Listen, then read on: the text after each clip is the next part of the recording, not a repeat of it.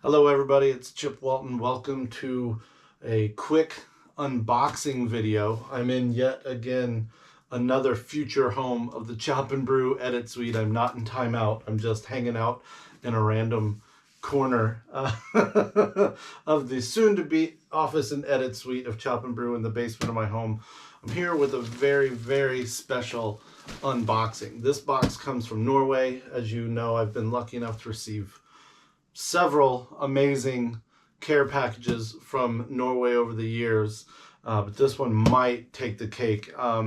So this starts because of a Chop and Brew episode that you probably remember in the last couple of months, where I talked to the two homebrewers from Chicago area, Lawton and Jackson. They brewed a recipe out of Historic Brewing Techniques, Lars's book, and in the episode I do with them, we talk a lot about the recipe, and the recipe comes from Jørund Geving and his Stjørdalsøl, which basically means beer of Stjørdal, which is this place that's renowned and known for its like infamously smoky beers. And that's because the malt there isn't simply dried over a kiln and then kind of smoked. It is dried with smoke, particularly usually alderwood. So Jørund actually saw the episode and was like, if you want to brew this beer. So the thing is, Lawton and Jackson brewed this beer with an alderwood smoked malt from Sugar Creek malting in Indiana. So they basically tried as many things as they could within the scope of their ingredients in America to make this beer. But Jørund offered to me some of the actual malt from his home, and juniper. So I believe that is about, like, you should have seen this thing. It showed up impeccably and impenetrably packed in tape and plastic. I broke that seal, that outer shell and layer, and now I'm into the actual box. So what I've been led to believe is everything I'll need to make as true as an authentic version of his homebrew is almost possible here. I'm not going to get into a lot of the stuff, because I think at some point when I brew with this, I can tell a lot of this, or maybe even we can do an interview, a virtual kind of tasting and brew with Jørund. But let's see what the heck is in here. Oh my goodness. So first and foremost, 5 kilos with a really nice label. I think his concern was like if customs and inspections opened it, he wanted it to look as professional as possible, also just respecting his malt and his tradition. So 100% smoked. Oh man, and look how dark it is too. That's not just like a smoked malt that just got a little kiss of smoke. That is a smoked dried malt. So we're going to talk more about that. He wanted to send the very unique juniper, Norwegian juniper, or Juniperus communis, species of conifer belonging to the Juniperus cypress family, contains substances that are disinfectant and widely used in beer production to avoid infections. Juniper branches, totally free of berries, are heat treated in boiling water to clean it for possible bugs.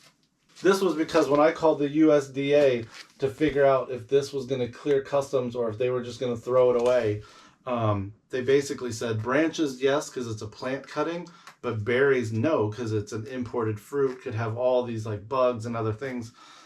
So Jørund was so amazing as to dry and then vacuum seal the actual juniper, because I've brewed Norwegian styled beers here using a plant that I was led to believe was definitely not dangerous, so that took that concern out of it, but was also led to believe it's not the exact same juniper that Norwegian brewers would use. Oh my God, then there's like a whole layer of beers. I believe some of these are Jørund's, and then some of these are actually from our boy Ivar. Oh my God, he sent so many. Stjørdalsøl, brewed like our ancestors did. Traditional raw ale brewed with my own smoked malt. Smoked malt from Sondergarden, Seinhus, which is kind of like their word for smokehouse. My own fresh hops and fresh juniper. Volume strong enough. the ABV is strong enough. So there's a bunch of these, and you can see this Kvike in the bottom. Actually, he doesn't. I'll have to like make sure of this because I know that in his recipe he uses the most kind of typical bread yeast of Norway. So this isn't exactly a Kvike thing as much as it is a malt thing. I guess you could kind of look at it that way. But he sent a bunch of these. These scream Ivar Yaitong to me. But I think one of these is extra special. Heimabrig from Voss. So this is from our boy Ivar. You've seen this before. You know this color, this flavor. I think there's some unique things about this though that take it above what or beyond some of what we've had. Okay, so Jørund sent 5 of his raw ales, and I believe they're all probably the same batch. And then we have one from Ivar. And then I don't know what this is, if this is the juniper. So, oh, this must be, I can't remember. So, on the off chance that this got confiscated on its way into America, he also made a juniper infusion. He took a bunch of this, steeped it, got the water, boiled it, and concentrated it down. So I'm going to guess by the consistency, maybe this is it. But either way, I'm going to have to ask him. Or no, this says, oh, this is another beer from Rorar. Okay, so we have another beer gifted to us from Rorar or Rorar. I'm not sorry about the name, but I will figure it out when we taste these. So this must be the juniper infusion. Look at that cloudy, yummy goodness. So when I brew, in case they had confiscated this, he'd want me to be able to at least pour this in to my brewing water. Now we have all the options. Then the last thing is this bread yeast that I was talking about. I don't know if it's Idun, but apparently it's the bread yeast that is kind of most popularly used in Stjørdal for these kind of beers and probably other places. So this man went and sent your boy a whole like recipe kit essentially for making this very unique, authentic beer. Oh, and a nice letter. Oh man. I'm not gonna read all this out loud just because this is already long enough, but I want to say thank you to Jørund. Jørund, we're going to dig in. We're going to figure this out. I'm going to go into this recipe. The funniest thing about the recipe in Lars's book is he was like, it's pretty much impossible for homebrewers to replicate this due to the geographic essential character of the ingredients. But look here.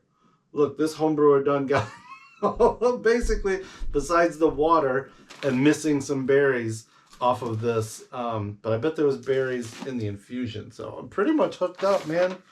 So this is going to be obviously a project. This is not the last you've seen of this box and its contents as we continue our Kvike connection journey and discussion and conversation between here in Minnesota and over yonder sea in Norway. Man, this is so cool.